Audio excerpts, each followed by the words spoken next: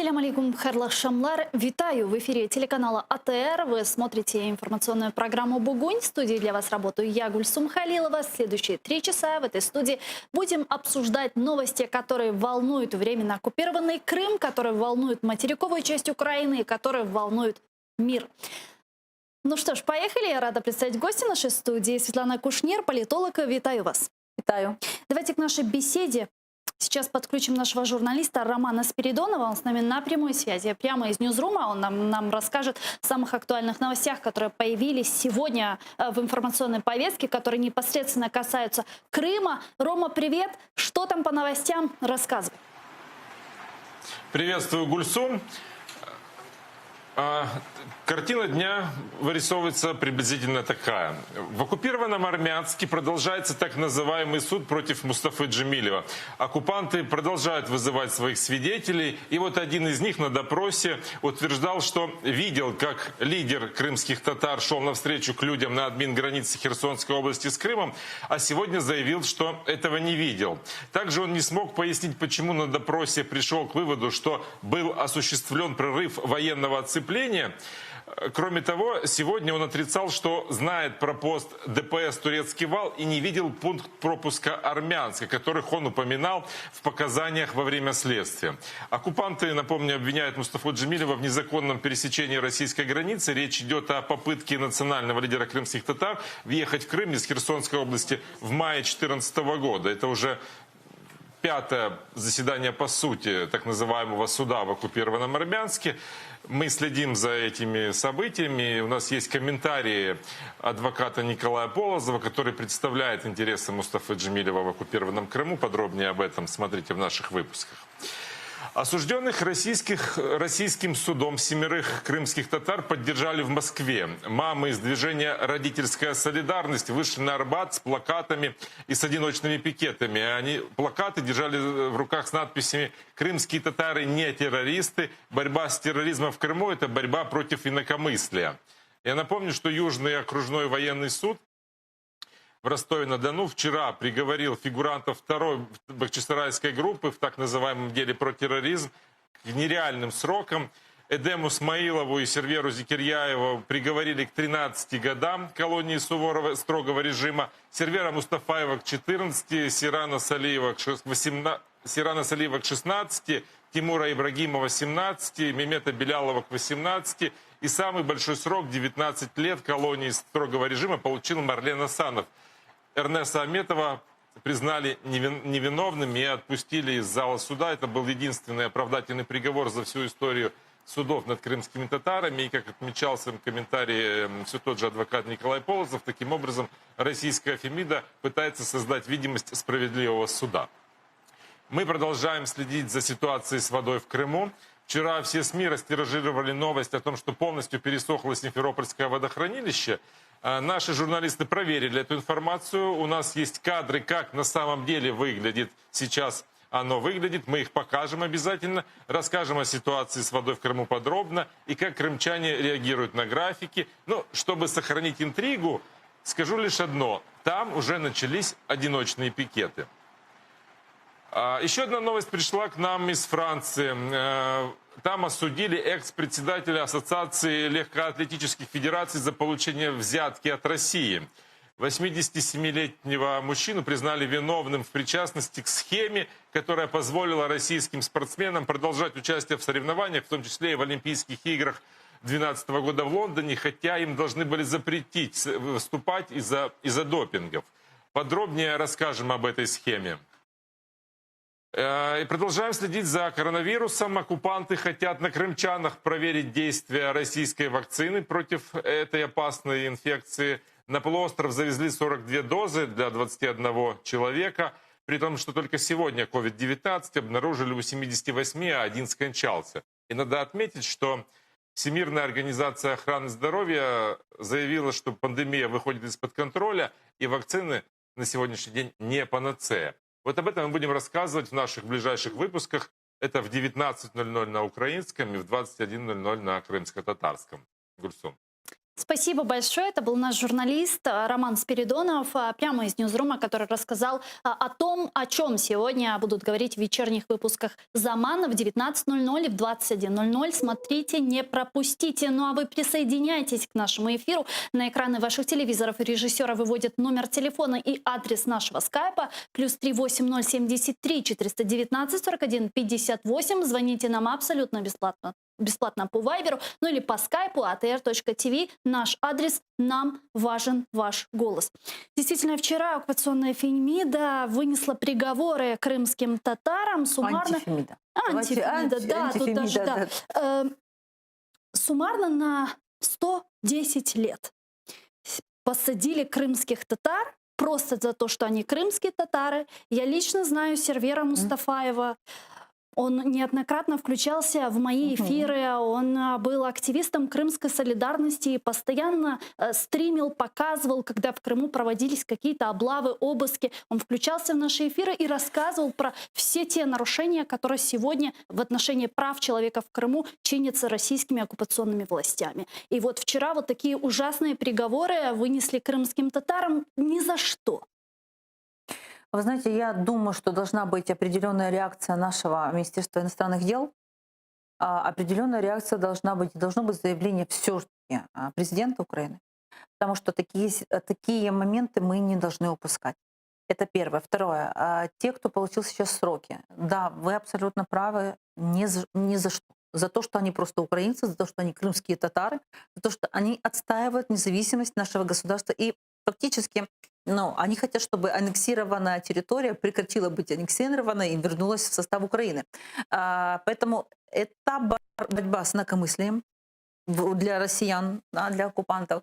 Это борьба с возможным даже зарождающимся таким движением. Они очень боятся любых демократических изменений. Да, мы можем вспомнить, как только начинают люди доверять больше оппозиции, представителям оппозиции, людям, у которых отличная точка зрения от власти, и с этими людьми что-то случается. Их садят в тюрьму, они пропадают, их убивают, либо их вынуждают выехать за пределы российского государства.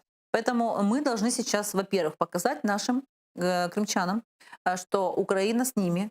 И именно такие заявления, они должны, доверие все-таки у стороны быть. Есть, а все же кроме действия, прочего, вот заявление к действиям, кроме прочего, как можно действия обязательно должны быть. Мы должны требовать вернуть нам наших людей. Во-первых, их отпустить, да, потому что мы знаем, что российское правосудие — это такое интересное правосудие, оно только в одну сторону всегда право, и это не в сторону демократии. И кроме всего прочего, я считаю, что мы упустили, Украина как государство, мы упустили в какой-то момент ситуацию с созданием переговорной площадки по Автономной Республике Крым, по аннексированной территории. У нас есть площадка, где мы пытаемся через международных посредников решить ситуацию с конфликтом на Донбассе, но у нас нет пока такой площадки мирового уровня, где мы бы обсуждали ситуацию с тем, что происходит в Крыму. Но сейчас наша МЗС инициирует такую площадку. Да, но я же говорю, что все равно мы теряем время. Поэтому если мы ее создаем, то, возможно, там тоже будут некие контактные группы, некие переговорные комиссии, которые будут помогать возвращать наших людей и реагируют на такие Ну а как же выпады. насчет обменного фонда, который мы можем сегодня пополнять или не можем? Я думаю, что как раз Российская Федерация нам сейчас показывает такой негативный пример, как они пополняют этот обменный фонд. Но если мы будем сравнивать ситуацию с обменным фондом, извините, что мы говорим о людях, как о неких не совсем одушевленных предметах, но если мы будем вспоминать ситуацию по Донбассу, там сейчас переговоры по обмену заморожены. Российская Федерация блокирует. Да, они блокируют, да. Но тем не менее, они не устают искать возможности и забирать наших людей, забирать крымских татар, забирать украинцев и садить их в тюрьму. как А бы что у нас на нашей стороне есть? вот вопрос, конечно, это к службе безопасности, потому что как раз именно они должны изыскивать, разыскивать людей, которые нарушили законы Украины и, главное, Конституцию Украины. И наиважнейшую статью, это 111 статья, которая как измена, это измена, Госизмена, да, да. госизмена. Вот, и вот это будет наше пополнение, так сказать, обменного фонда. Страшные, кощунственные где-то в чем-то по отношению к человечности вещи мы говорим, но с врагами по-другому нельзя. С оккупантами, с людьми, которые пытаются таким образом воздействовать на сам дух Мгм. независимой Украины, и мы можем четко сказать, что представители крымско-татарского народа — это наибольшие яркие борцы на сегодняшний день за независимость Украины, тем более на территории Крыма, которая остается. Ну, в общем, для этих людей они все время получаются под таким прессом, они все время в опасности. Мы можем вспомнить, что такие облавы ФСБ делает регулярно. После них люди конечно. пропадают. И это хорошо, если правозащитники могут их найти. А если не находят, то все, они как бы без вести пропавшие. Мы даже не знаем относительно десятков людей, что произошло, где они. И семьи не знают. Но вот знаете, вчера неожиданностью стал приговор в отношении Эрнеста Аметова. Его оправдали с правом на реабилитацию, в отличие от остальных Мгм. 7 крымских татар, которым вынесли ужасные приговоры. И вот мы можем сейчас увидеть первые кадры Эрнеста Аметова и как он обратился к народу и всем тем, кто его за все это время поддерживал и продолжает поддерживать других политических заключенных. Радует, когда столько видишь людей здесь, неравнодушных к тому, что происходит. От больших комментариев хотел бы воздержаться, потому что хочу в себя прийти немного и осмыслить то, что произошло. Единственное, хочу большую благодарность выказать всему джамату, который приезжает, вот неравнодушный. Это очень много значит, поверьте. Когда ты проезжаешь в автозаке здесь и слышишь крик, прорывающийся внутрь этого автозака, ты чувствуешь, что ты не один в этом испытании, что народ с тобой. И это очень поддерживает, поверьте. Поэтому братья, которые остались там, по ту сторону, для них это очень большое значение имеет. И я это на себе почувствовал, и поэтому и всех хочу призвать, чтобы не оставались в стороне от этого испытания. С нами сейчас на прямой связи адвокат Эрнеста Аметова Айдер Азаматов. Айдер ага, селям алейкум.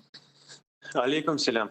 Айдер ага, я знаю, что вы сегодня ездили к уже экс-политическому заключенному Эрнесту Аметову. Расскажите о его самочувствии, как он выглядит, о чем говорит, возможно, какие-то месседжи передает. Да, действительно, я по-прежнему нахожусь у Эрнеса Аметова. Просто вот отошел для того, чтобы дать комментарий. Он, к сожалению, не может пока комментировать ничего, потому что для него он еще не осознал, Мгм. что произошло. Он очень устал от всего этого, и он был в следственном изоляторе 3 года. И сейчас ему в первую очередь нужна реабилитация. Он должен сейчас больше времени уделять семье, здоровье восстановить, потому что здоровье у него, я думаю, что пошатнулось в следственном изоляторе. Единственное, конечно, он через меня передал слова благодарности всем тем людям, которые ему помогали, абсолютно всем. Не имеет значения, это были журналисты, это были правозащитники, это были простые люди, которые делали. Абсолютно всем, кто ему помогал. Вот он, я так скажу, уполномочил меня пока от его имени благодарить этих людей. Айдер Вот. ага, вот для вас стал неожиданностью вот этот оправдательный приговор в отношении Эрнеста Аметова? Ну, знаете, честно говоря, да, было неожиданно это все, потому что я не первый год принимаю участие в подобных уголовных делах, и мы уже привыкли видеть постоянно обвинительные приговора, большие сроки. Хотя с самого начала, с момента задержания Эрнеста Аметова, я был уверен в том, что он ничего плохого не совершал, преступлений никаких не совершал, и, соответственно, те преступления, в которых его обвиняли, они были абсолютно необоснованными. И у нас было огромное количество доказательств тому, что Эрнест является невиновным, и его преследуют просто ни за что. Но я до конца не верил, что все-таки его оправдают, потому что дело было политически мотивированное. Оно имело большой общественный резонанс. Но я просто пока не готов сказать, что сыграло вот ключевую роль в освобождении Эрнеста, но с уверенностью могу сказать, что защита сделала все для этого, обычные простые люди и народ сделал все для этого. И у нас вот есть результат первый. Это, кстати, первый результат за все время с 2003 года, вот как это решение 2003 года приняли Верховный суд России. Это как бы корень, ну, зла, я так называю. И с того момента не было ни одного приговора оправдательного, тем более что его оправдали из-за отсутствия в его действиях состава преступления. То есть Мгм. он не виноват абсолютно ни в чем. Айдар аға, мгм. Да. Мы знаем, что и не виноваты другие 7 политических заключенных, которых вчера приговорили и вынесли ужасные сроки. И мы прекрасно понимаем, что уголовные дела в отношении их полностью сфальсифицированы и шиты белыми нитками. Но все же, как вы расцениваете вот остальные приговоры в отношении наших с вами соотечественников и как дальше будет действовать защита? Ну, безусловно, я просто не договорил. Мгм. Безусловно, я, учитывая то, что защищал Аметова Эрнеста, я про него сказал. И, безусловно, я готов и хочу сказать про других ребят, которых я также считаю невиновными. Они не являются ни террористами, ни экстремистами, ни какими-то там захватчиками власти. Вот, ну, нету никакой зацепки в материалах дела, что являются не такими людьми. И мы также дальше будем продолжать бороться за их свободу, ну, всеми законными способами. Они абсолютно все невиновны. Случай с Эрнестом Аметовым я все-таки связываю, что было, скорее всего, какой-то посыл со стороны российской власти показать, что вот люди, которые говорят, что они не являются членами каких-то там запрещенных организаций, что они не поддерживают идеологии этих запрещенных организаций. Они открыто это говорят, и плюс есть кое-какие там доказательства в материалах уголовного дела всему этому. У них есть шанс быть на свободе. Это что касается Эрнеста Аметова. Скорее всего, власть хотела вот таким образом показать, что вот видите, есть справедливый суд, и вот Эрнест Аметов. Но есть другой момент. У меня были другие подзащитные по другим уголовным делам, Мгм. которых уже осудили, и они отбывают сроки, которые также говорили, что они не являются членами там, организации Хизбут Тахрир, открыто заявляли в суде это. И были доказательства в материалах дела. Но они сроки получили. Понимаете? Поэтому здесь говорить о том, что вот это только так работает и по-другому никак, но пока рано. Может быть, сейчас власть решила вот пойти по такому пути и сделала такое предложение. Ну, наверное, так. Вот. Но это не выход из положения в любом случае, потому что я считаю, что давать такие бешеные огромные сроки за то, что люди сидели в мечети, говорили о религии своей, ну это ну, абсурдно и просто необоснованно. А, давать такие огромные сроки, которые больше, чем за убийство одного и двух людей, это тоже абсурд на сегодняшний момент. Çok sağ olun Айдар аға, бізге Да. бағланғаныңыз үшін адвокат Экс-политического заключенного Эрнеста Аметова Айдар Азаматов был с нами на прямой связи, прямо из временно оккупированного Крыма. Вы знаете, что недавно открылась 75-я юбилейная сессия Генеральной Ассамблеи Организации Объединенных Наций, и наш постоянный представитель при ООН Сергей Кислица сказал, что готовятся сейчас две резолюции. Одна резолюция — это по правам человека на территории Крыма, ну а другая коснется милитаризации Крыма, Черного и Азовского морей. Если это будет принята резолюция, то по правам человека это будет уже 5-я резолюция, а по милитаризации будет 2-я. Очевидно, что резолюции будут приняты. Мы понимаем, что у нас есть поддержка от наших западных и не только других партнеров, других стран. Но что толку? Вот 5-я и 2-я. Это как-то влияет на Россию? Ну, давайте скажем так, что Российская Федерация, начиная с 2008 года, когда она фактически совершила агрессию против государства Грузия, системно, я думаю, даже умышленно пытается поменять мировой порядок и является таким, как, не могу сейчас вспомнить, кто из политиков мировых говорил, мировым хулиганом.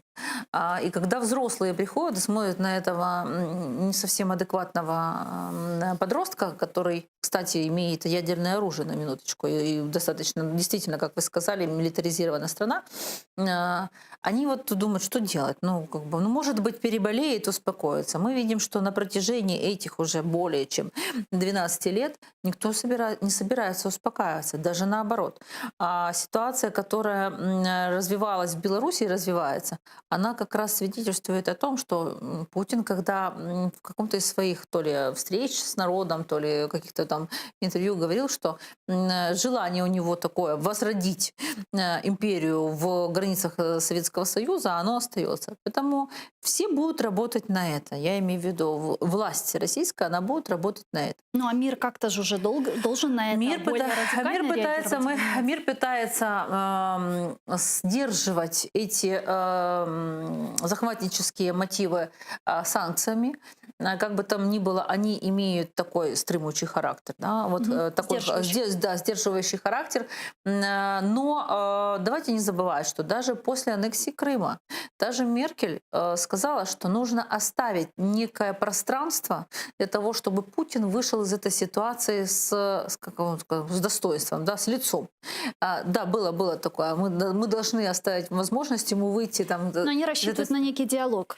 Они не могут не рассчитывать. Давайте не забывать, что все-таки миром правят экономические интересы. И экономический интерес Европы и Российской Федерации — это энергоресурсы. Да, но и это рынок сбыта. Но на такой диалог рассчитывали с Гитлером. А чем это все закончилось? Вот, история ничему не учит? Я думаю, что просто многие мировые политики думают, что все-таки могут найти те точки соприкосновения, когда с российскими властями можно договариваться. У нас есть пример, когда российская и турецкая стороны между собой просто порвали отношения после событий определенных, а потом они все-таки опять как бы в неком диалоге слились. Да, там было много критических моментов, а потом это как-то все сводилось. Да, нет, да, опять... но давайте не забывать, что эти критические моменты стоили десятков жизней. Да. Поэтому тут такой, никто, знаете, как я говорю, в дворцовых переворотах никто же количество жертв не считает. Поэтому то, что мы видим, это мировой дворцовый переворот. Российская Федерация считает, что она все-таки гегемон на постсоветском пространстве и пытается утвердиться любыми способами. Вот возвращаясь... Запугивая, захватывая, переворачивая международное право, игнорируя, выходя из договоров, на создание которых работал мир десятки лет. Да? Допустим, договор о ракетах средней и малой дальности. Это очень серьезные вещи. Но тем не менее, Российская Федерация себе позволила это сделать. В ответ там другие страны начали реагировать, но тем не менее. Сейчас, как мы видим, оккупанты пытаются апеллировать к ООН по теме воды в оккупированном Крыму, потому что вот еще недавно водоем, снабжавший водой столицу Крыма, теперь небольшое озеро. Так сегодня выглядит Симферопольское водохранилище. Прошу показать вот эти кадры, которые вчера сделали наши корреспонденты на территории временно оккупированного Крыма, наши журналисты. И там вот, как мы видим, где растет трава медного цвета, еще недавно была Вода, оставшаяся, не хватает для снабжения, к сожалению, симферопольцев. В городе ввели графики, дают воду по 3 часа утром и 3 часа вечером. Насосы уже черпают, из-за чего в каналах мутная вода, как мы видим, и как нам сообщают жители временно оккупированного Крыма, потому что туда попадает ржавчина из труб. Из-за разрывов трубопровода источной воды, как выяснилось. А так выглядит городская река сейчас Салгир. Я тоже попрошу показать наших режиссеров, она тоже практически пересохла, там мусор и грязная коричневая вода. С нами сейчас Евгений Хлобыстов, профессор, советник главы Крымско-Татарского ресурсного центра на прямой связи. Евгений, здравствуйте. Доброго дня. Добрый день. Оцените, насколько сегодня сложная ситуация с наполняемостью водохранилища в Крыму и насколько хватит той воды, которая сегодня там есть, этих ресурсов. Э,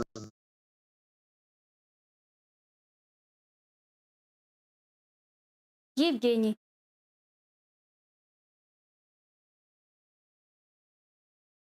Алло. Мы попробуем еще раз связаться с Евгением. Да, смотрите, вот ситуация по воде, да, пытаются апеллировать к миру, что вот Украина такая-сякая, не дает воду по Северокрымскому каналу. Доводит Крым до гуманитарной катастрофы. Да, но немножко забывают, что по международным канонам государство-оккупант несет полную ответственность за гуманитарную, социальную и другие катастрофы, которые случаются на этой территории, которую они оккупируют. И вопрос, мы можем дать в Крым воду? Не вопрос. Пожалуйста, забирайте свои новостроенные за эти годы военные базы, уходите с нашей территории, а дальше мы разберемся и пустим опять воду туда. Это первое. Второе.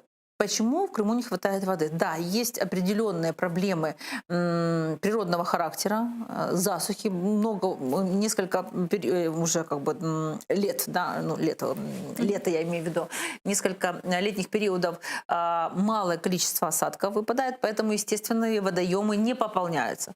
Кроме всего прочего, ну, давайте вспомним, вот сейчас вы показывали кадры по поводу Симферополя, но перед аэропортом в Симферополе фонтан работает. Воды на фонтан хватает. Да, и хватает воды на все военные базы. И даже на базе Фиолент туда дотянута новая ветка водопровода.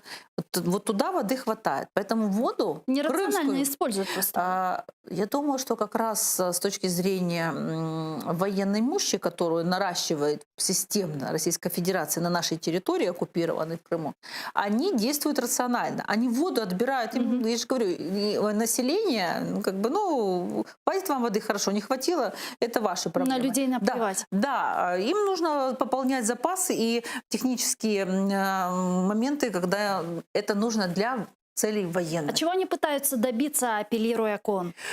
Ну как же, упасть на жалость, сказать, какие мы такие, сякие нехорошие, что это мы все делаем, мы такие не люди, да, не люди, вот, и не хотим спасти людей на той территории. Абсолютно хотим, очень хотим. И готовы спасать. Еще раз повторяем. Вот, пожалуйста, по Керченскому мосту забирайтесь к себе, нашу территорию верните нам, и будет вода. Допускаете ли вы, что критическая ситуация с водой вынудит Российскую Федерацию идти на переговоры по деоккупации Крыма? Нет, я знаю другую ситуацию. К сожалению, она может привести к экологической катастрофе, которую, кстати, Российская Федерация, вернее, те власти, которые сейчас на территории нашего Крыма... Оккупационные власти. Да, бесчинствуют. Вот они к этой экологической катастрофе прикладывают очень сильно руку. Когда хвостовища, где отстойники раскапываются, потому что им песок нужен строить, те же военные базы или еще что-то такое. А в хвостовищах, в этом киселе вся таблица Менделеева. И потом это выливается, да, когда вот на керченских пляжах нельзя купаться. Почему? Ну, потому что кому-то нужен был песок, раскопали эту дамбу насыпную. Никогда никто ее не трогал. А почему? А им все равно, что будет после них. Им нужно сейчас выполнить план, построить, освоить деньги, отчитаться. Вот, поэтому Есть некие предположения, и уже есть предпосылки, что на территории Крыма, а это сейсмически опасная зона, давайте не забывать, несмотря на то, что крымские горы достаточно старые, если мы говорим в рамках там, эпохи тысячелетий, будут проведены геологические разведки и будут биться скважины. Часть артезианских скважин уже используется. Будут искать водоносные жилы для того, чтобы пополнять таким образом запас питьевой. И главный вопрос, который они решают, это технической воды. Неофициальные телеграм-каналы пишут, что якобы...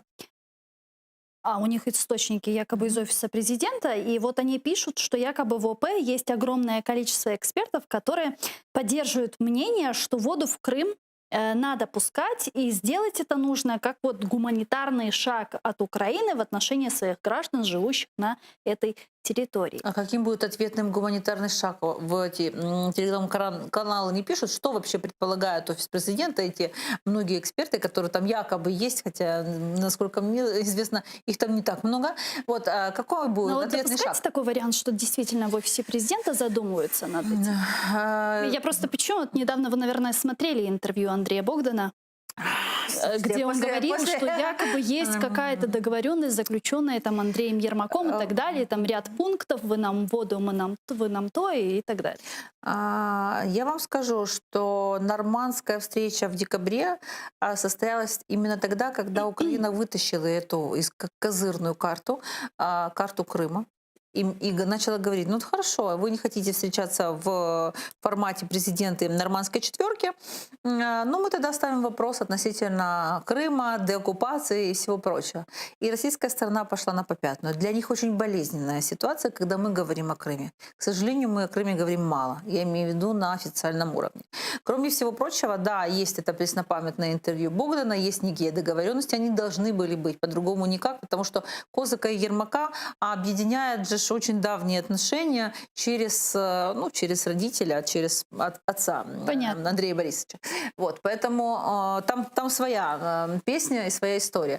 Но... Я извиняюсь, давайте вот пока у нас не сорвался опять телефонный звонок, Евгения Хлобыстова подключим к нашей беседе. Евгений, здравствуйте, слышите ли вы нас на этот раз? Здравствуйте, я вас слышу хорошо. Да, мы тоже рады вас слышать. Ну что ж, я бы хотела, чтобы вы с экспертной точки зрения оценили сегодня ситуацию с водой на территории временно оккупированного Крыма и какую стратегию, по-вашему, будут вырабатывать оккупанты, чтобы решить этот вопрос, есть ли у них вообще какая-то стратегия? Ну, ситуация сегодня так выглядит, что основа водоснабжения Крыма была задействована через Северокрымский канал. Имеющиеся ресурсы Крыма не были рассчитаны никогда на эксплуатацию в промышленных масштабах для нужд промышленности, для нужд сельского хозяйства или флота. Понятно, что основной объем водоснабжения шел через Северокрымский канал. На сегодня единственная стратегия, которую демонстрируют оккупационные власти, является использование подземных источников, подземных вод для обеспечения комплексных проблем водоснабжения Крыма. Это очень опасная затея, поскольку на сегодня подземные источники являются сложными, они являются разносолевыми, и они достаточно быстро исчерпаемые. Поэтому на сегодня сказать, что этого хватит надолго, так сказать, нельзя. С другой стороны, на сегодня поверхностные воды Крыма нет в любом случае обеспечивают тех объемов воды, которые будет требовать промышленность в ближайшее будущее. Кроме того, естественно, процессы изменения климата приводят к тому, что водность на сегодня Крыма уменьшается с каждым годом. Это сегодня хорошо видно по водохранилищам Крыма, которые мелеют. И ситуация на сегодня достаточно тревожная. Что опасаются экологи не только Украины, но и других наших союзников, связано с тем, что использование верхнего, так называемых верховодки Крыма или подземных источников приведет к просадке грунтов, снижению солености воды и в конечном итоге к ухудшению здоровья населения, которое будет употреблять для бытовых целей воду разным уровнем солености, а следовательно небезопасно для здоровья, особенно для тех. Ну вот скажите, а насколько... Да, имеют лишние проблемы со здоровьем. Насколько долгосрочным может быть вот этот эффект от тех мер, которые сегодня предпринимают оккупанты, вот от этого забора воды из Тайганского, Белогорского водохранилища, чтобы снабжать Симферопольский район. Вот насколько устойчиво выглядит вот эта конструкция? Она выглядит неустойчиво только лишь потому, что и Тайганское, и Белогорское водохранилище не имеют постоянных источников водоснабжения. На сегодня там такой же дефицит воды, как и в Симферопольском водохранилище. Именно поэтому активно используются подземные источники воды. Второй вариант – это привозить готовую воду в Крым, но это очень дорогостоящее мероприятие, и оно может обеспечить исключительно чрезвычайные меры по обеспечению, скажем, критичных объектов инфраструктуры, а уж никак не промышленность или военно-морские силы или военно-сухопутные силы. Спасибо. Евгений Хлобыстов был с нами на прямой связи, советник главы Крымско-Татарского ресурсного центра. Но мы переходим к следующей не менее важной теме, к трехсторонней контактной группе, учитывая, что глава украинской делегации в трехсторонней контактной группе в Минске по Донбассу Леонид Кравчук приоткрыл подробности вчерашнего совсем непростого заседания, которое состоялось, даже сознался, что заставил извиниться уполномоченного представителя президента России в контактной группе Бориса Грызлова. Давайте послушаем цитату.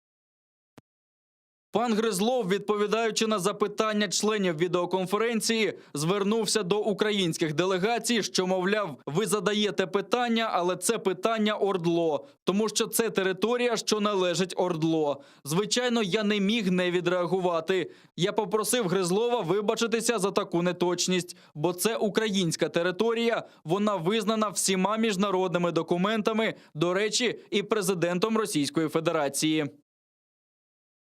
Журналист Сергей Гармаш, консультирующий украинскую делегацию трехсторонней контактной группе по Донбассу как представитель от Донецкой области, рассказал подробности вчерашнего заседания. И вот что он сказал. Вчорашня ТКГ була унікальною. Про це заявили відразу два модератора підгруп від ОБСЄ. Посол Морель, політична підгрупа, сказав, що не стикався з таким за всі 50 років його дипломатичної практики. Посол Чевік, підгрупа з безпеки, теж підкреслив, що вперше за роки роботи в ТКГ закрив засідання однієї підгрупи достроково. Модератор гуманітарної підгрупи нічого такого не говорив, але її робота також продовжує блокуватися колаборантами з ОРДЛО. А чем, по-вашему, вчерашнее заседание было уникальным? Ну, во-первых, все-таки мы должны сказать, что опасения, ну, у меня мои личные опасения относительно назначения господина Кравчука, первого президента Украины Кравчука, в трехстороннюю контактную группу руководителем, они и вчера, и предыдущими его заявлениями уже в рабочем режиме, они были развеяны. И я очень ему благодарна, что он пытается и отстаивает интересы Украины. И вот эти вот красные линии, которые заявлял в свое время офис президента, он не переходит даже более. Мягкая такая сила, он умеет, он дипломатичен очень. Принудить Российскую Федерацию признать, что все-таки ОРДЛО — это не некое отдельное образование, а это часть Украины. Просто вот ситуация сложилась так, что она оккупирована, да, и там велись и ведутся боевые действия.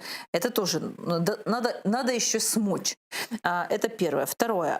Мне очень радостно, честно, вот я просто радуюсь, когда мы хоть на шаг, на полшага, на, не знаю, там, на четверть шага Российскую Федерацию перегоняем. Вы думаете, мы ее перегоняем сейчас? Ну, вот сейчас вот местами мы, вот то, что сейчас делают и блокируют работу, мы просто сейчас спокойно, дипломатично должны обратиться все-таки к нашим партнерам европейским, которые недавно на уровне советников Нормандской четверки встречались, и еще раз показать, кто на самом деле не хочет мира на Донбассе.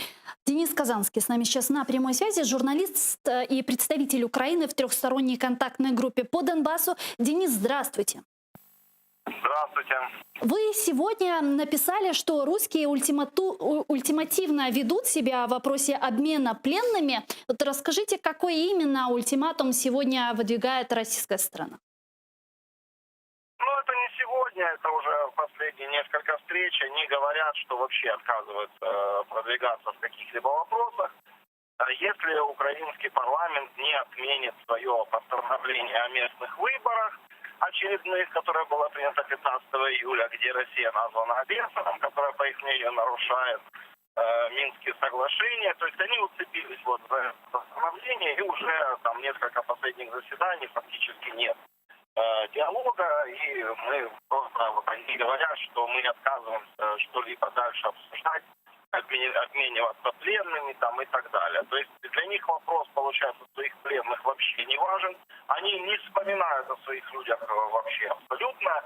И они пытаются, грубо говоря, да, в обмен на обмен пленных, на освобождение наших людей, добиться от нас каких-то политических уступок. То есть это, по сути, тактика очень схожа с тем, что делали там Хамас, да, ну то есть такие террористические группировки.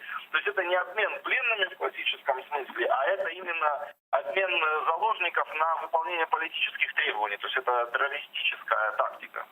Скажите, а правда ли, что камнем преткновения является сегодня постановление Верховной Рады Украины о невозможности проведения местных выборов на Донбассе? Ну, там конкретно 4-й пункт, где Россия называется агрессором, и указано, что выборы будут проведены только после восстановления контроля над границей. То есть они говорят, что это нарушает Минские соглашения. Поэтому, да, вот они за это уцепились. Но это очевидно, что только повод, потому что на самом деле и в 2015 году было такое же постановление, когда проводились местные выборы. Его можно найти в открытых источниках, посмотреть, сравнить. Ну, это же самое, но тогда никто не блокировал переговоры, обмен, то есть как-то они тогда не цеплялись к этому. Поэтому, ну, я понимаю, что это просто предлог.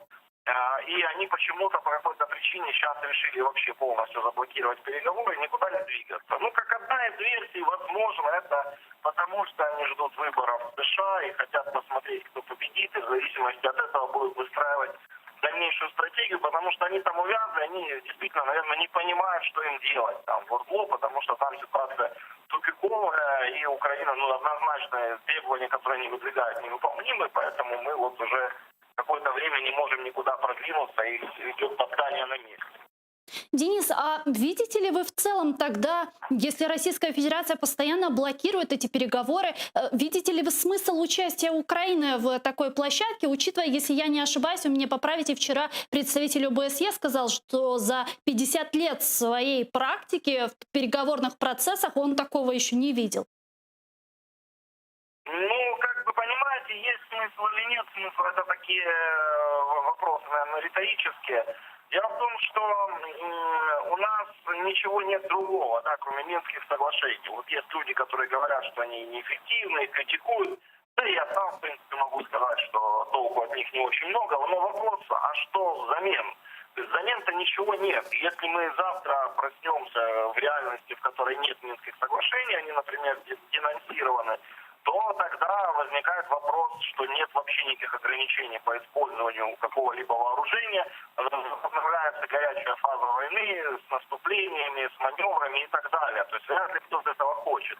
Поэтому Минские соглашения, какие бы там они ни были, они все-таки нас сдерживают пока от этого варианта развития событий. Кроме того, мы видим действительно затишье на фронте. Я думаю, что это однозначный плюс. А вот что касается политической части, то да, здесь не абсолютно все застряли. И здесь позиция именно российской стороны, я думаю, это теперь уже могут, наверное, понятно по заявлениям ОБСЕ. То есть именно российская сторона по своей инициативе все блокирует. Сами ОБСЕшники действительно были немного шокированы этим. И вчера было даже в ультимативной форме вот эти представители российской стороны, они разговаривали там с Хайди Грау, начали ей там высказывать: делайте то, это не делайте. Ну, то есть это выглядит абсолютно по-хамски. И вот такое ощущение, что они специально вот в такой форме себя ведут, настолько вот вызывающие, да, чтобы сделать невозможным вообще какой-то диалог с ними. Ну, вот такая история, к сожалению, да, вот мы оказались в такой ситуации. Спасибо большое. Денис Казанский, журналист, представитель украинской делегации в трехсторонней контактной группе по Донбассу. Фракция «Слуга народа» отменила сегодняшнее заседание. Парламентарии должны были обсудить вот этот проект о внесении изменений в постановление о местных выборах. Об этом говорится в телеграм-канале народного депутата Украины от фракции «Слуга народа» Александра Качуры, которому как раз-таки принадлежит проект постановления о внесении изменений в постановление о местных выборах. Давайте его послушаем. Засідання фракції з приводу Мінського процесу та голосування постанови про місцеві вибори скасовано. Конкретна дата не призначена. Причина – хвороба одного з учасників зустрічі. Светлана, я не поленилась и нашла постановление Верховной Рады Украины от 28 июля. Это проект постановления Качуры. И основной проект постановления Верховной Рады Украины от 15 июля, где в 4 пункте, вот тот пункт, о котором говорят российские оккупанты, четко говорится, что выборы на территории Донбасса могут быть только при условии припинення тимчасової окупації та збройної агресії Російської Федерації проти України, а саме виведення усіх незаконних збройних формувань, керованих, контролированных и финансованных Российской Федерацией. Ну, это квинтэссенция вот этого 4 пункта. Теперь проект постановления Верховной Рады Украины от народного депутата фракции «Слуга народа» Александра Качуры, который внес изменения в 4 пункт. Я просто для сравнения хочу вам показать. Да, он предлагает внести изменения. Вот 4 пункт основного постановления Верховной Рады Украины, а это проект постановления Александра Качуры, и вот его 4 пункт, где он выкинул фактически все уточняющие пункты, он выкинул положение, где выборы могут состояться только после завершения агрессии со стороны Российской Федерации и оккупации Российской Федерации ее территории. То есть любое упоминание про агрессию и про Российскую Федерацию в 4 пункте народный депутат Александр Качура просто убрал. Смотрите, как это понимать? Понимать это нужно так, что когда принималось решение относительно проведения местных выборов в Украине, и именно было ограничение, фактически ограничили возможность избрания нового состава Советов Луганской и Донецкой областей, после, и действительно там было все очень так масштабно, хорошо прописано, после этого я думаю, что вы помните, что у нас несколько раз было заявлено, что вот-вот случится встреча в формате чуть ли не глав МЗС Нормандской четверки, она откладывалась. То есть на самом деле какие-то предпосылки или какие-то договоренности по этому треку, как любят говорить в офисе президента, они были. Кроме всего прочего, потом было скандальное постановление Центральной избирательной комиссии. Почему скандально? Потому что на самом деле оно нарушает конституционные права более полумиллиона украинцев, которые живут на подконтрольной территории. Если, допустим, относительно областных советов Луганской и Донецкой областей можно еще принять ситуацию, что мы не проводим выборы, потому что не вся же область голосует, правильно, для того, чтобы собрать полный состав Луганской и Донецкой представительской сейчас власти. Это невозможно уже сделать, потому что процесс пошел. Да, уже пошел процесс. То есть на самом деле может быть еще и момент вот этих затягивания сроков. На самом деле вот этими всеми вещами затягивается срок для того, чтобы сейчас фактически включиться в этот процесс, не нарушив избирательный кодекс Украины, уже невозможно. Но То есть вот этот проект был зарегистрирован 28 июля. Да, когда еще не случилось никаких... да, у нас, кстати, перемирие еще было, и не нарушено оно было. Давайте Соломею Бобровскую сейчас подключим к нашей беседе. Народный депутат Украины, фракция «Голос». Соломея, витаю вас. Витание, доброго дня. Доброго. Ну что ж, вот мы сейчас разговариваем про вот это постановление, проект постановления Верховной Рады Украины, который предлагает Александр Качура, где он в 4 пункте выкинул любое упоминание про агрессию Российской Федерации. Как это понимать? Как вы это понимаете? Ну, по-перше, не тільки викинув про агресію Російської Федерації, але і викинув згадки про Конституцію України, яка в першу чергу регулює основний закон про проведення виборів тих чи інших, зокрема місцевих, на які посилаємося ми в своїй постанові, яка була прийнята Верховною Радою. А він говорить про те, що місцеві вибори на території окремих районів Донецької та Луганської області можуть регулюватися законами України. Ви розумієте, що з закону України проголосувати – це 226 голосів. І те, що відбувається в нас в Верховній Раді, а в нас справді є ідеологічний розкол, він доволі є небезпечним. Це перший. Другий нюанс, якщо все ж таки попадеться постанова у Верховну Раду, то це просто не буде, ми повернемося в 8 скликання з шашками, скандалами, точно з фізичними потасовками, бо буде більше, ніж потрібне ядро депутатів, які не дадуть ані попасти в зал цій постанові, ані поставити його на голосування і голосувати, в принципі, голосувати. Це другий момент. Третій, я не знаю, чи ви говорили вже на ефірі, але це пройшло повз наразі, скільки я бачу, уваги медіа, створення так званого міжфракційного об'єднання «Шлях додому», в якому збирають депутатів фактично для голосування тих чи інших ініціатив президента або тристоронньої контактної групи. І мені дуже цікаво, чи буде цим займатися, як їх будуть повідомляти, яка буде з ними комунікація вестися.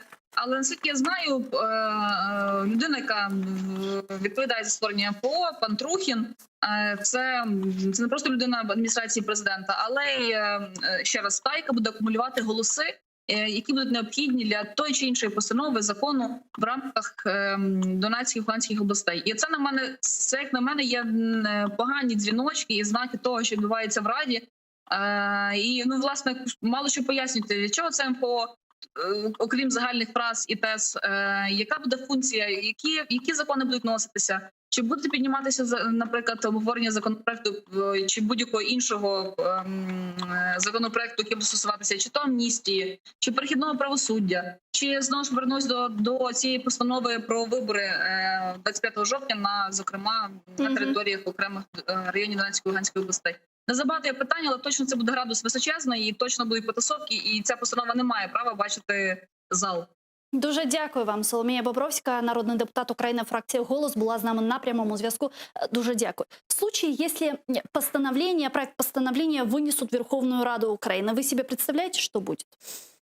Давайте скажем так, что в той формулировке, в которой сейчас мы окончательно, мы читаем 4-й пункт, он очень совпадает с теми требованиями, которые выдвигает Российская Федерация. Зачем Качура вообще это сделал?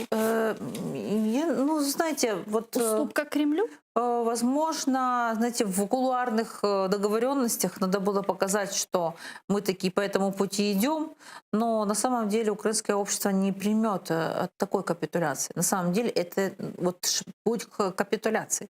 Поэтому мы можем принять постановление, немножко подкорректировав даже этот 4-й пункт. Условно, Соломия говорит, нельзя, чтобы эта постанова попадала в зал Верховной Рады, а я думаю, даже если она попадет, то тогда такие активные депутаты должны добиться внесения туда определенных изменений прямо с голоса, прямо в Верховной Раде и видоизменить. И обязательно внести, что до освобождения полного на территории этих неподконтрольных районов и возврата нашего контроля над границей. И все. И мы можем даже так ее принять. Российская Федерация скажет опять не так. Потому что главное там будет звучать, что они должны убраться с этой территории Донбасса, и они должны отдать нам контроль над нашей границей. Я просто попрошу наших гостевых редакторов, режиссеров, чтобы мы не были необъективными, набрать народного депутата Александра Качуру от фракции «Слуга народа», и мы бы у него спросили, что это за постановление, и почему, собственно, он решил вносить изменения в это постановление. Если не ошибаюсь, мы пытались уже до него дозвониться. Недавно у нас сорвался звонок, а сегодня, как мне сказали, он где-то в дороге, и, возможно, тоже с ним нет связи. Но так или иначе, как только он выйдет на связь, мы обязательно его свяжем в наш эфир и спросим, что это такое. Было бы хорошо спросить еще у него один момент. Почему Центральная избирательная комиссия в угоду кому, чему отменила возможность избирать местную власть для подконтрольных Украине районов Луганской и Донецкой областей.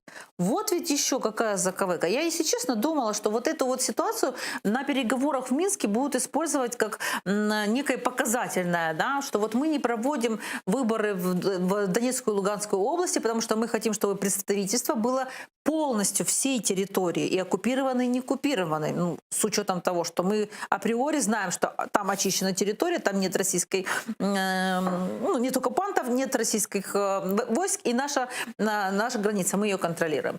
Мы вот так вот хотим, да, но момент, когда на подконтрольной Украине территории не проводятся выборы, когда люди фактически поражаются в своих конституционных правах, ну мы вот реально рискуем. Вот рискуем получить огромное количество. Я думаю, что обязательно политические партии, недружественные, допустим, к партии власти, оппозиционные, будут использовать это для того, чтобы, естественно, подавать в украинские суды по поводу нарушения прав конституционных человека, украинского гражданина, выбрать себе власть местную и быть избранным. Кроме всего прочего, можно вспомнить, что в 2019 году ситуация на линии разграничения была более конфликтной, более травматичной. Там ежедневно гибли украинские и военные, и мирные граждане.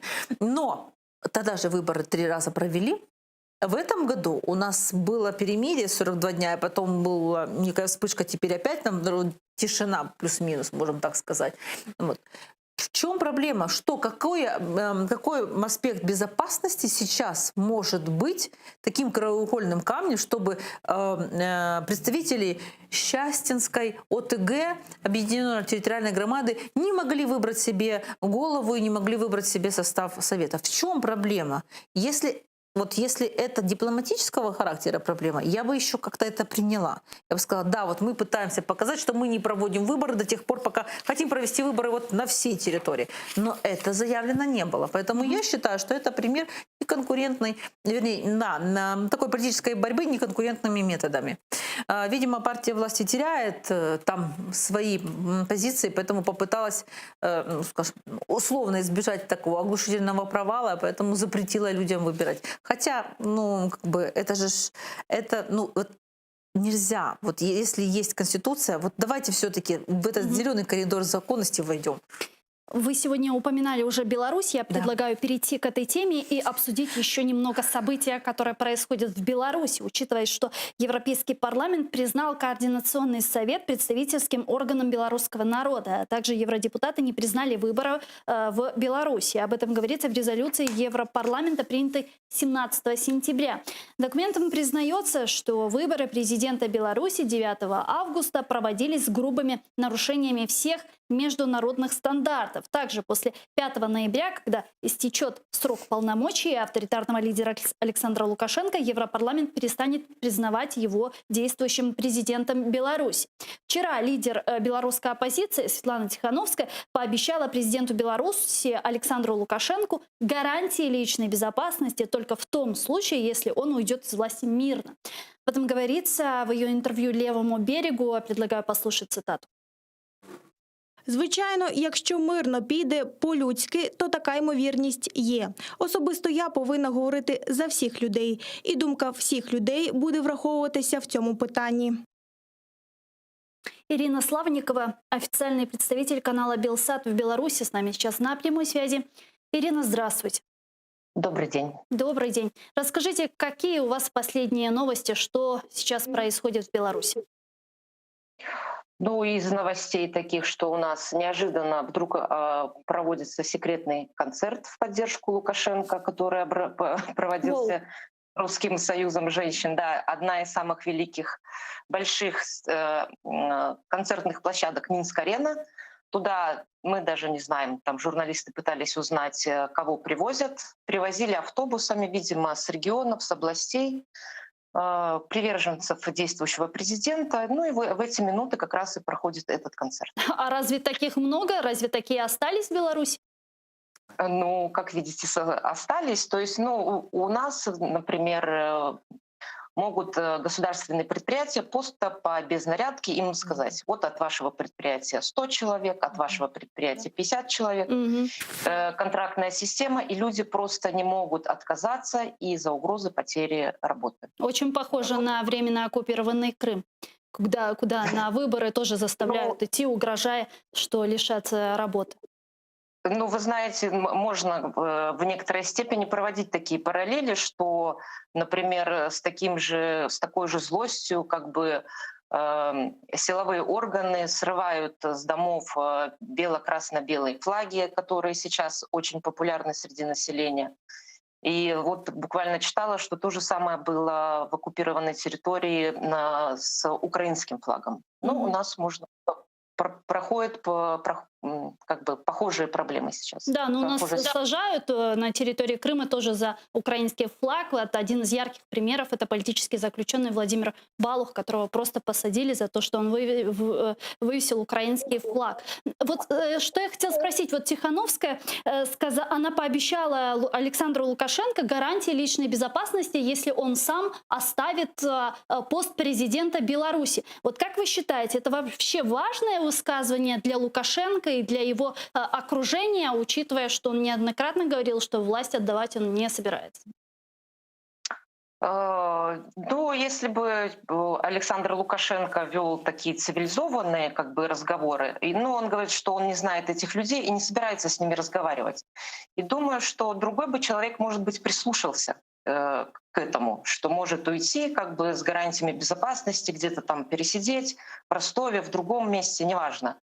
Но думаю, что это не сподвигнет его на этот шаг. И просто так он не уйдет с этого поста. И этому есть много подтверждений. А что будет, по-вашему? Чем это все закончится? Его визит к Путину, да, он получил там необходимую поддержку и какие-то необходимые гарантии. И вот поэтому то, что ему Светлана Тихановская пообещала какие-то гарантии безопасности, я думаю, для него это не важно. А у вас есть представление безопасности президента Путина? А у вас есть представление, какие гарантии он мог получить от Владимира Путина? Ну, к сожалению, встреча проходила в закрытом режиме, и там, например, какие-то высказывания проскакивают. Там вот, если вы слышали, были, например, что он просил у Путина дополнительное оружие, а потом Песков сказал, что нет, об этом разговора не было. То есть можно просто догадываться. Но уже все в курсе, что подписываются документы, осталась последняя дорожная карта о сотрудничестве Беларуси и России. Вполне возможно, там были какие-то гарантии, что более плотно будет потеря не политического суверенитета, но хотя бы экономического суверенитета может нам угрожать.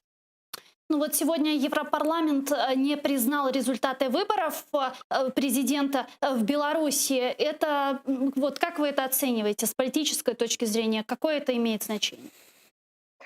Ну, это мое личное мнение, что это уже хотя бы какое-то такое решительное заявление со стороны европейских чиновников. Потому что раньше они, например, говорили, что и санкции в отношении его принимать не будут, и санкции будут приняты в отношении других чиновников, но с ним они будут вынуждены вести диалог, потому что с кем вести диалог? И это хоть дает какую-то надежду белорусскому народу, что если они не будут признавать его президентом легитимным, то будут какие-то другие шаги, более решительные. И тогда гражданское общество Беларуси получит поддержку и надежду, что когда-нибудь все-таки в ближайшее время этот произвол в стране прекратится. Планируют ли белорусы выходить на протестные акции в это воскресенье, в эту субботу? Да, хочу повторить, что каждый день в районах, например, в столице проходят такие небольшие цепи солидарности. На субботу опять объявлен женский марш, который стал уже традиционным. И в воскресенье марш никто не отменял, но пока его как бы не афишируют, и он афишируется буквально за день до воскресенья, может быть, пятница. И тогда белорусы узнают его название и маршрут следования. Вот что я хотела спросить. На что рассчитывают в Беларуси, когда выходят на вот эти последовательные, ненасильственные протесты? Белорусы рассчитывают на то, что Лукашенко сам выйдет покаяться и оставит пост президента? Или что? На что рассчитывают белорусы? Ну, белорусы не теряют все-таки надежду показать, что это уже будет 7-я неделя, ну, 7-е воскресенье, когда белорусы выходят. И выходят не 20, не 50 тысяч, а более 100 тысяч каждое воскресенье, несмотря ни на погоду, ни на угрозы, ни на что. И белорусы все-таки надеются, что он услышит нас. Хотя все последние его заявления говорят о том, что нет, и это были заявления и последнего министра иностранных дел Маке, что ну да, прошли выборы с некоторыми нарушениями, но примите этот факт. Белорусы не хотят принимать этот факт. Они хотят показать, что нас, их большинство, и они хотят перемен и выборы без Александра Лукашенко. Спасибо вам большое. Ирина Славникова, официальный представитель канала Белсат в Беларуси, была с нами на прямой связи. Но вот многие говорят, что эксперты в том числе, что пока протесты в какой-то степени не будут радикализированы, то вот эта ненасильственная протестная акция, она, к сожалению, ни к чему не приведет. А вы как считаете? Вы знаете, ситуация для наших соседей белорусов в том, что нужно взрослеть. Украинцы, в отличие от них пока, я думаю, может, они тоже научатся, мы научились самоорганизовываться. Да, протесты, их нужно канализировать. Вот сейчас идет канал, да, но канал этого протеста. Да, мы это видим. И это хорошо, что уже 7 недель, 7 воскресений они не оставляют эту ситуацию и все равно верят в то, что, возможно, это разрешится. Но разрешится это только тогда, когда у протеста будет лицо. Не Тихановская. То есть лидер. Лидер. Поэтому, сейчас нет такого лидера? Вы знаете, вот координационный совет, который был, часть людей там и воровали их, и пытались выслать, и на границе с Украиной останавливали. Да? Часть людей сейчас уже в Украине. Координационного совета. Часть людей сидит в СИЗО. Им предъявлены обвинения в призывах к свержению власти и организации массовых беспорядков. Ну, Колесниковой сейчас шьют. Да, вот, поэтому нужно научиться становиться самостоятельными, самоорганизованными. И как вы знаете, у меня такое ощущение, что сейчас это вот тысячное войско белорусского народа, оно уронило знамя, несмотря на то, что они хотят добиться, чтобы все-таки знаменем был этот бело-красно-белый флаг, вот нужен тот, кто это знамя поднимет. И за ним, естественно, пойдут.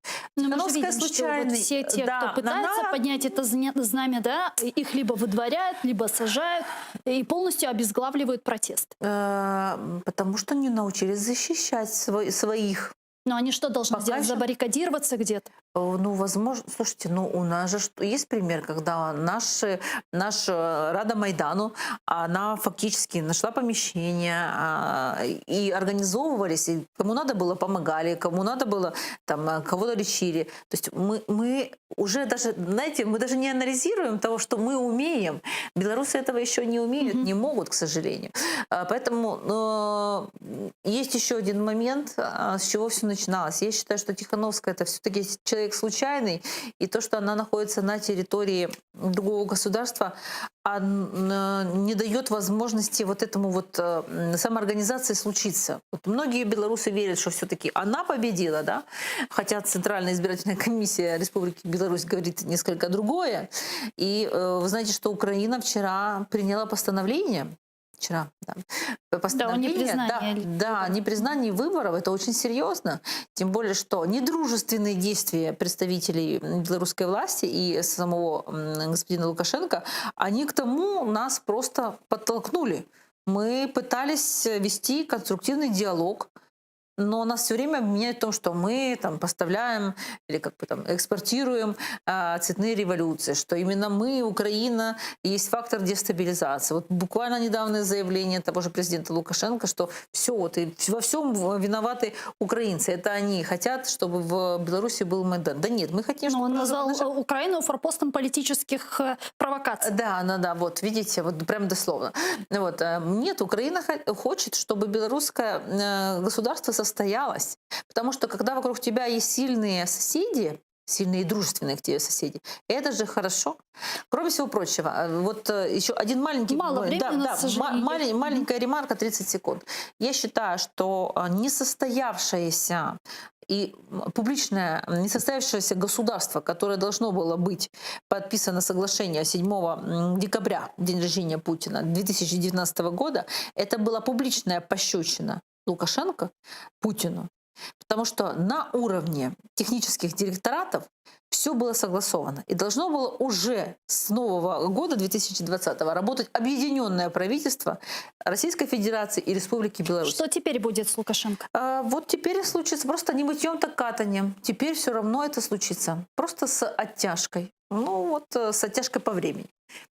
Давайте затронем с вами очень важную тему. В Украине очередной антирекорд по суточной заболеваемости на COVID-19. Сегодня мы услышали от МОЗ ужасающие цифры. Почти 3500 человек, более 2000 у нас фиксируют даже в выходные, когда статистика, как правило, меньше. Вчера умерло более 70 человек, сегодня 60. Ситуация становится угрожающей. Ну а тем временем в мире уже более 30 миллионов инфицированных COVID-19. Сегодня с пандемией коронавируса выходит из-под контроля. Это заявил генсек Организации Объединенных Наций Антонио Гутерриш. Вот что он сказал.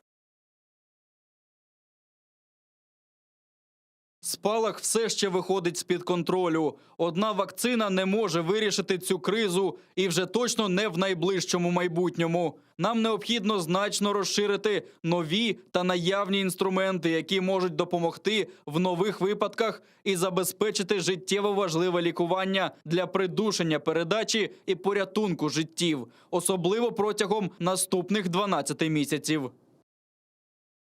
Смотрите, если брать Украину, как вы считаете, влияют ли местные выборы и предвыборная кампания на поведение органов местной власти и тем самым рост инфицированных на COVID-19? На самом деле, как раз местная власть, к сожалению, местная власть оказалась на первом рубеже и очень часто сама, без поддержки центрального управленческого персонала, я имею в виду Кабинета министров, когда ситуация с коронавирусной инфекцией начиналась и развивалась. Первая волна, мы говорили, все эксперты говорили, что первая волна, с которой столкнулось местное самоуправление, мы ее, в принципе, пережили плюс-минус, если учитывать все-таки, что было малое количество людей зараженных, было малое количество людей со смертельным, ситуация со смертельным исходом, мы ее пережили, но нужно готовиться ко второй волне. Правительство этого не услышало. Поэтому но сейчас уже пошла вторая волна. Да, но мы к этой второй волне должны были готовиться в марте месяце. И мы об этом говорили. И все об этом говорили. И там, где местные власти думали об этом, да, тот же Киев, либо там Черниговская область, либо еще кто-то, которые пытались, да, какими-то своими методами, инструментарием готовиться к этой второй волне, там ситуация плюс-минус, ну, пыталась, ну, как бы, под контролем, да? Она под контролем. Но ведь тон задает все-таки Кабинет министров, тем более, что был сформирован коронавирусный фонд. И половина, 35 миллиардов этого коронавирусного фонда, вместо того, чтобы пойти на подготовку Украины ко второй волне, на расширение системы тестирования, на закупку новых референс-лабораторий, на ИФА-тестирование, потому что мы же на самом деле не знаем, насколько у нас людей переболело бессимптомно. А что делают? Строят дороги?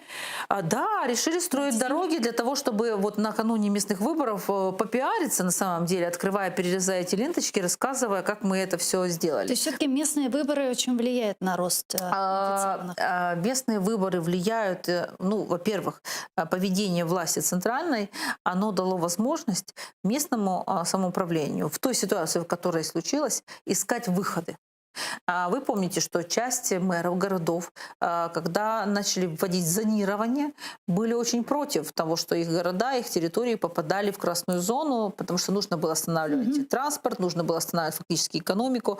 Государство и Кабмин ведь никаким образом не пошли на диалог с местным самоуправлением, потому что местное самоуправление за время жесткого карантина, когда остановили полностью, замерла украинская экономика, март, апрель, май месяц, да, ничего не сделало для местного самоуправления. Местное самоуправление потеряло своих собственных доходов, за счет которых оно организовывает жизнеобеспечение, администрирование территорий от 25% бюджета до 50%. Как вы думаете, когда у тебя половина бюджета, что ты будешь делать? Захочешь ли ты вводить эти жесткие меры? Кроме всего прочего, опять же, выборы влияют, потому что мэры, у многих очень хороший рейтинг, да, очень хороший сильный рейтинг, и они не хотят негатива накануне выборов 25 октября, поэтому пытаются как-то либо отодвинуть эти карантинные меры, либо от них отказаться. Будет ли хуже? Я боюсь, что да. Хотелось бы, чтобы все-таки вот этот вот икон, который сегодня вы озвучили, был последним, а дальше мы пошли на спад. Но, увы, это пока мы еще будем ожидать, и, скорее всего, дойдет и до 5000 заболеваний, фиксации в сутки. Политолог Светлана Кушнір была гостем нашей студии. Дуже дякую вам. Но я с вами не прощаюсь. Мы прерываемся буквально на 5 минут. Смотрите АТР, не переключайтесь. Куршкенджи.